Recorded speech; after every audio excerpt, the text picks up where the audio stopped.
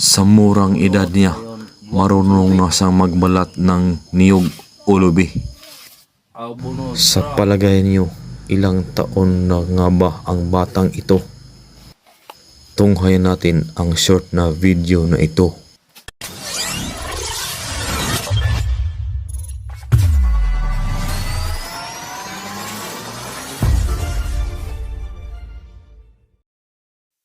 Habang papauwiin ako, may nadaanan akong isang bata.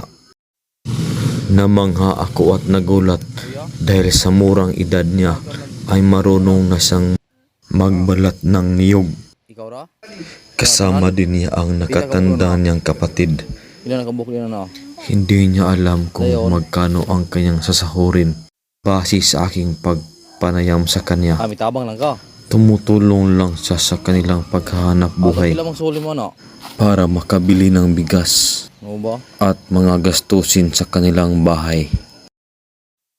At dito na, tinanong ko na siya kung ilang taon siya nag-start ng pagbabalat ng niyog. 8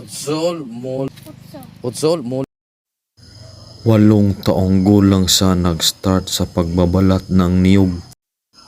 Tinanong ko din siya kung saan ang kanyang mga magulang. Sabi niya, nandun din sa bungtod o bukid. Ganun din ang trabaho, nagbabalat din ng niyog.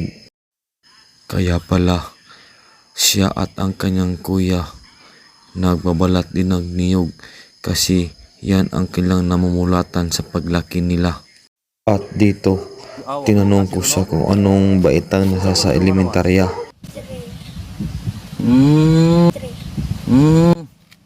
Siya ay nasa ika-3 baitang na o grade 3. Tinanong ko din siya kung sino ang may-ari ng mga niyog. Sabi niya, si Uncle Pablo daw. Tapos, libre din daw sila ng pagkain. Abunot dayon buwak pud sa lubi. Abunot ra. Karon pa nasugod ni og kanang kuan. Karon pa nasugod og kuan man ni lugit ani niya.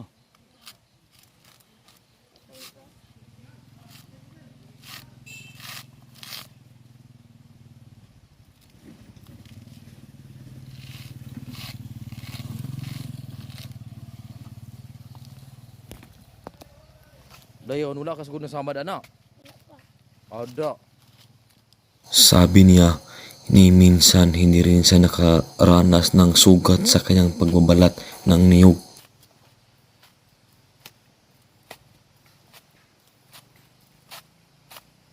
Dagko ba ginagkuha ni mo kuha ni o?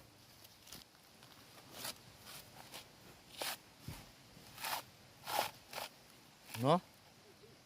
Maayo nga mo kuha lagi paknit. Kahit bigyan ng lugit no? Ha?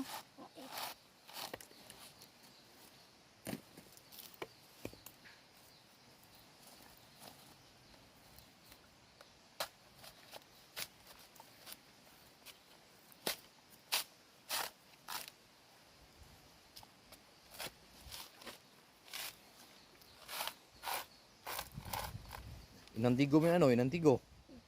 Kaya madritso ba ka na, no? Pugan din ka na. Pugan, ana. Pugan gini mo ng kuan. Pwede mo lahos.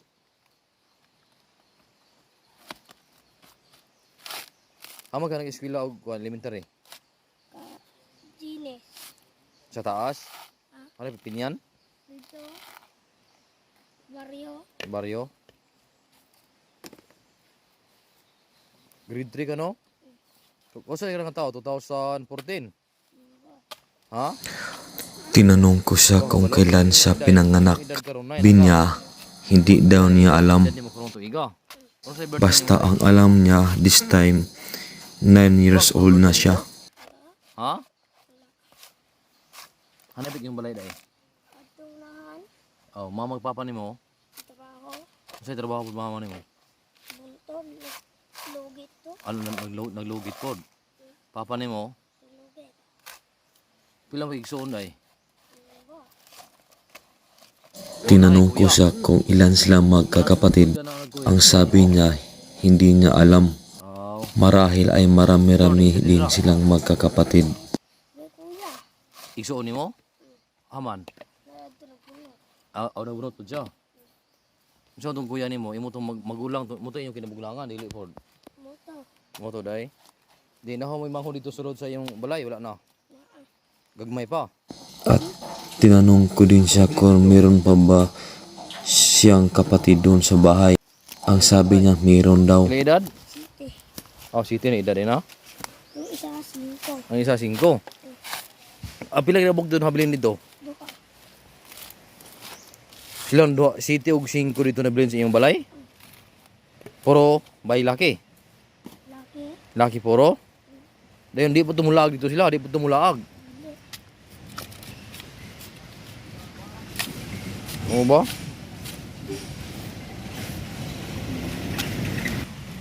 Masa ba yung suranon nyo da, Ron? Libre. Isnak na po mo na isnak. Ha? Wala ka na isnak, Ron? Unsa may mong gusto kaon ninyo maghuman kag eskwela? At dito, tinanong ko siya Unsa may kung gusto ano ang nimong kanyang trabaho? gustong trabaho sa paglaki niya.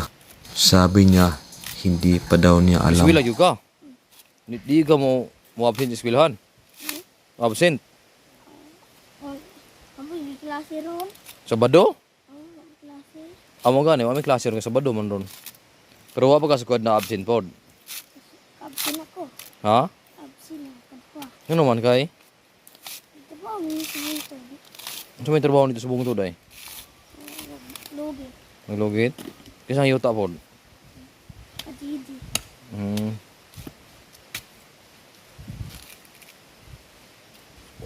Unsay ngalan nimo? Silwen. Ha? Silwen. Sige, atuwang sa akong cellphone. Unsay ngalan nimo? Silwen. Silwil? Silwil? Silwen. Ha? Silwen. Silwin. Oh, ang imo apelyido? Silagan. Silagan? Silwin Silagan oh. Sige. At dito na Ihot ka rin mo nagtatapos tanan. ang aming kunting kwentuhan.